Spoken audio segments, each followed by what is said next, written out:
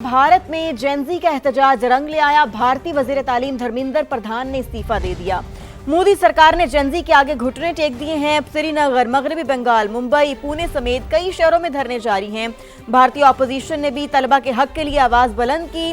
भारत में कॉकरोच जनता पार्टी का राज, कॉकरोच जनता पार्टी का वार। मोदी सरकार हार गई है। मोदी सरकार ने कॉकरोच जनता पार्टी के आगे घुटने टेक दिए हैं। आपको बताएं कि भारत में जेनजी का एहतजाज काफी दिनों से जारी था और अब उसी नतीजे में भारतीय वजीर तालीम धर्मेंद्र प्रधान ने इस्तीफा दे दिया है और मोदी सरकार ने जेनजी के आगे घुटने टेक दिए हैं। श्रीनगर, मगरबी बंगाल, मुंबई, पुणे समेत कई शहरों में धरने जारी हैं, जबकि भारतीय ऑपोजिशन की जानिब से भी तलबा के हक के लिए आवाजें बुलंद की गईं और भारत में कॉकरोच जनता पार्टी जीत गई, क्योंकि भारत में जो जेनजी का एहतजाज था उसके नतीजे में भारतीय वज़ीर तालीम धर्मेंद्र प्रधान ने इस्तीफा दे दिया है। कर्नल रिटायर्ड आबिद लतीफ साहब हमें ज्वाइन कर चुके हैं। आबिद लतीफ साहब, हम भी कई रोज से देख रहे थे कि कॉकरोच जनता पार्टी की जानिब से जब एहतजाज किया जा रहा था तो मुतालिबा एक ही था कि वज़ीर तालीम इस्तीफा दें। कहा जा सकता है कि मोदी सरकार ने घुटने टेक दिए हैं, मोदी सरकार को हिलाकर रख दिया है कॉकरोच पार्टी ने। जी, बहुत शुक्रिया मुझे अपने चैनल पे इनवाइट करने के लिए। जी बिल्कुल, जेनजी के अलावा अगर आप देखें तो ये वो पेंट अप इमोशंस हैं, ये वो पेंट अप जो एक anti democracy, anti humanity, anti society जो मोदी की पॉलिसीज हैं, ये उसका नतीजा है जी। कि जो अब ये जो बच्चे जब सड़कों पे निकले, बच्चों ने अपना एहतजाज किया और आज 35th डे है जिसमें वो ये कर रहे थे और अब उनके जिसके रिजल्ट में उनके जो एजुकेशन मिनिस्टर हैं, लेकिन अब मुझे लगता ये है कि इनकी डिमांड जो है और इस मूवमेंट की डिमांड अब खाली एजुकेशन मिनिस्टर तक नहीं है, ये मोदी तक भी है, क्योंकि वो कहते हैं कि इन्होंने हमारी सोसाइटी को डिस्ट्रॉय कर दिया। भारत की जो ब्यूटी थी वो उसकी डाइवर्सिटी थी, उसके कॉन्स्टिट्यूशन के अंदर जो नेहरूवियन कॉन्सेप्ट था वो उसकी ब्यूटी, वो उसका वो कॉन्सेप्ट था जो नेहरू ने दिया था, जो गांधी ने दिया था और जो अम्बेडकर ने दिया था। इन्होंने जो फॉलो कर रहे हैं, ये सरवरकर को फॉलो कर रहे हैं, ये आरएसएस को फॉलो कर रहे हैं। तो मुझे लगता है जी कि इसके बाद अब दूसरा जो रेजिग्नेशन है वो मोदी साहब का आएगा। बिल्कुल आबिद लतीफ साहब, अब हम इस इस्तीफे के बाद हम ये कह सकते हैं कि मोदी की दोगली और खोखली पॉलिसी अब मजीद नहीं चल सकती हैं।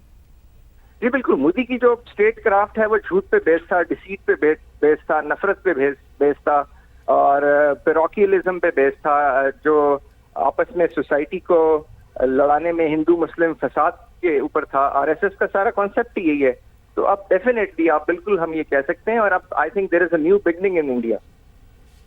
लेकिन आबिद लतीफ साहब, ये कैसे मुमकिन हो पाएगा? मोदी सरकार को तो अभी तक कोई नहीं हिला पाया, वजीर तालीम के इस्तीफे तक तो ठीक है, लेकिन ये जेनजीज ये कैसे कर पाएंगे कि मोदी सरकार का खात्मा होगा, मोदी सरकार का सफाया होगा? ये कैसे पॉसिबल होगा?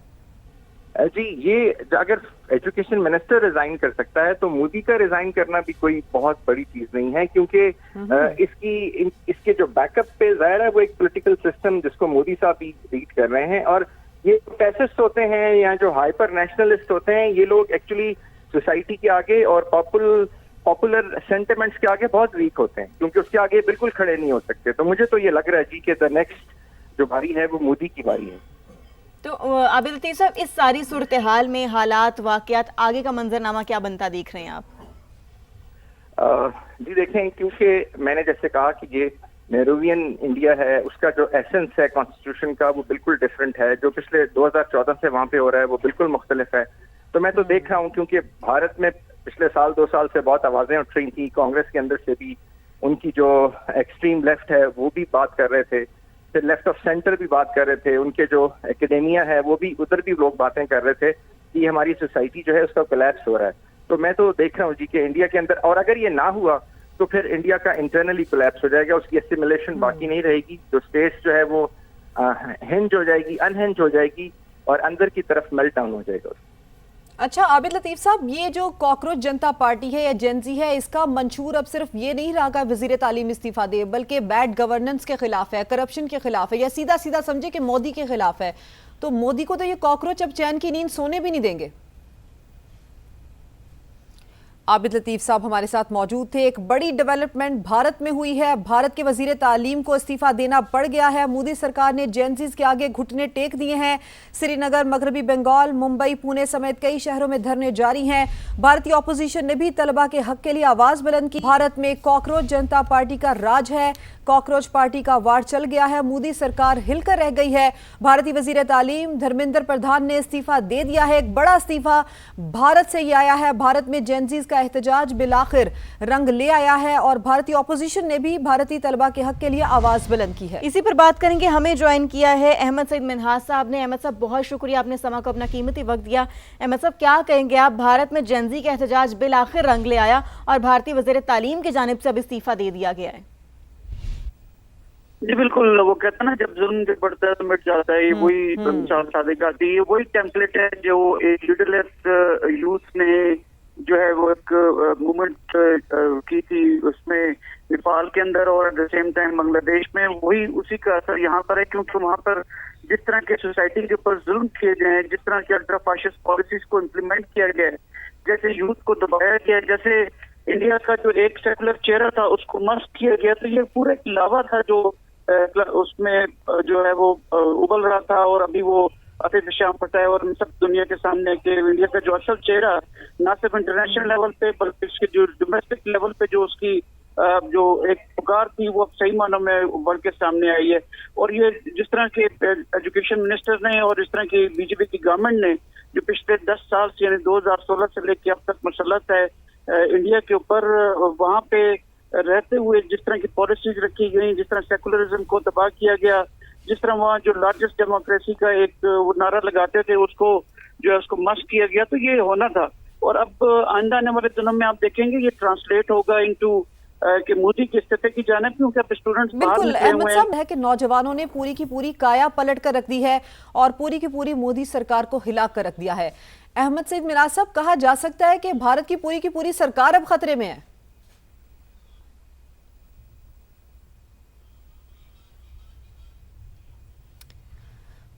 अहमद सईद मिन्हाज साहब से हम दोबारा राब्ता करने की कोशिश करते हैं। एक बहुत बड़ी डेवलपमेंट पड़ोस में भारत में आ चुकी है। जेनजीज का एहतजाज यहाँ पर रंग ले आया है और मोदी सरकार यहाँ पर परेशान होकर रह चुके हैं, क्योंकि एक बड़ा इस्तीफा एजुकेशन मिनिस्टर का इस्तीफा यहाँ पर जो है जेनजीज वो लेने में कामयाब हो चुके हैं। ब्रिगेडियर रिटायर्ड वकार हसन साहब हमारे साथ मौजूद हैं। वकार हसन साहब, जो एहतजाज इतने दिनों से जारी था वो रंग ले आया, वजीर तालीम ने तो इस्तीफा दे दिया, क्या समझते हैं कि मोदी सरकार भी खतरे में है इसके बाद? आई थिंक अगर ओवरऑल देखा जाए तो भारत एक प्रेशर कुकर बना हुआ था पिछले 12 साल से, और पूरी अवाम जो है, यूथ है, इंतहाई डिप्रेस था बिकॉज ऑफ द प्रेसिव टैक्टिक्स। इसमें करप्शन भी है, इसके अंदर डिवाइसिव पॉलिटिक्स है, और बीजेपी समझती थी कि चूंकि वो आरएसएस जो है और बीजेपी कंट्रोल करते हैं ब्यूरोक्रेसी को, जुडिशरी को और पावर को, तो दे कैन डू एनीथिंग, लोगों को डिसएनफ्रेंचाइज किया। तो आई थिंक ये बिल्कुल एक बिगिनिंग है, आई वुड से एक शुरुआत है और एक नेचुरल रिएक्शन है। और उसमें अच्छी बात यह है कि यूथ ने जितना भी इनका नैरेटिव था, डिवाइसिव हिंदू मुस्लिम डिवाइड था, ऑपरेशन ऑफ माइनॉरिटीज था, उसको उठा के परे फेंका है। बहुत ज्यादा नजर आई है यूनिटी बिटवीन डिफरेंट कम्युनिटीज, और ये बिल्कुल एंटीथीसिस है जो आरएसएस का नैरेटिव है। दूसरा, मेरे ख्याल में मोदी ने भी जान छुड़ाई है, बिकॉज इतना प्रेशर था। अगर आप देखें तो दिल्ली के अलावा आई थिंक मुंबई में हो रहे हैं, महाराष्ट्र में, इसके अलावा कोलकाता में कल बहुत बड़ा प्रोटेस्ट हुआ है, फिर अरुणाचल प्रदेश है, लद्दाख है, पटना में है, बिहार में। इस तरीके से आई एम श्योर बेशुमार कोई लोग कह रहे हैं कि शायद 200-250 से ज्यादा प्रोटेस्ट हैं डिफरेंट सिटीज में। It was becoming all India movement. तो ये प्रेशर रिलीज करने की टैक्टिक्स तो हो सकती है, और मोदी ने अपनी जान भी छुड़ाई है, लेकिन जो मोदी के खिलाफ नारे लगे हैं that is I think very interesting, because लोग अभी कह रहे हैं कि जी सारा सिस्टम ही करप्टेड है एंड दे वांट चेंज। तो अगर ये लेट्स से डिस्पर्स भी होते हैं तो फिर भी आई थिंक स्टूडेंट्स की बहुत बड़ी कामयाबी है। फर्स्ट टाइम आरएसएस की टक्कर की कोई पार्टी सामने आई है, और ये फिर सिलसिला आगे चलेगा। I think it's not going to stop here. अब ये देखते हैं कि स्टूडेंट्स से आगे से फाइनली क्या डिसीजन। मैं आपसे यही पूछना चाह रही थी वकार साहब कि व्हाट नेक्स्ट नाउ, क्योंकि अभी तो हमने देखा कि एक इस्तीफा आ गया है, इसके बाद अब क्या आप देख सकते हैं कि क्या हो सकता है? कितना टफ टाइम देंगे ये जेनजी, ये जो कॉकरोच जनता पार्टी है मोदी सरकार को? जी देखिए, वैसे तो लोग यही कह रहे थे कि पूरा सिस्टम जो है आवे कावे बिगड़ा हुआ है, और इसमें चूंकि पुलिस ने वो भी किया है, इनके ऊपर अत्याचार भी किया है, आई थिंक तशद्दुद किया है। एक डिमांड ये भी थी जो हमने सुनी थी कि they want FIR against the police जो है, स्पेशली पैलेट गन्स का यूज हुआ है, फिर खवातीन के साथ बहुत ज्यादा इंसल्टिंग बिहेवियर रहा, उसमें मेयर्स ने हैंडल किया है फीमेल स्टूडेंट्स को। तो अभी आई डोंट नो उसके अंदर क्या कुछ है। बाकी जो अगर आप उसका देखें जो नैरेटिव बाहर आया, इट्स नॉट ओनली कि करप्शन है सिस्टम में, इट वाज आल्सो अगेंस्ट जो डिवाइसिव पॉलिसी है, एंटी मुस्लिम पॉलिसी रही है मोदी की, बिल्कुल क्योंकि ऐसे। सारे भक्त जो है वो धमकियां भी देते रहे। तो ये एक आई वुड से एक नई पोलैरिटी हुई है भारत में, और एक नया फ्रंट खुला है जो लिबरल है, जो डेमोक्रेटिक है और जो टेक ऑन करेगा। तो ये एक आप स्टार्ट कह सकते हैं, आई वुड से स्टार्ट और beginning of the end of RSS. लेकिन ये बड़ी लंबी आई थिंक लड़ाई होगी। अभी यही देखना है कि चूंकि सिर्फ यानी कि आपका इस्तीफा ये है, कहना है कि एक proceed नई करिए। पॉलिटिकल सेंस प्रिवेल कर रही है भारत के अंदर, जो कि भारत के फ्यूचर के लिए भी अच्छी होगी और पॉलिसीज के लिए भी अच्छी होगी। वकार हसन साहब, आपने वक्त दिया, आपका बेहद शुक्रिया।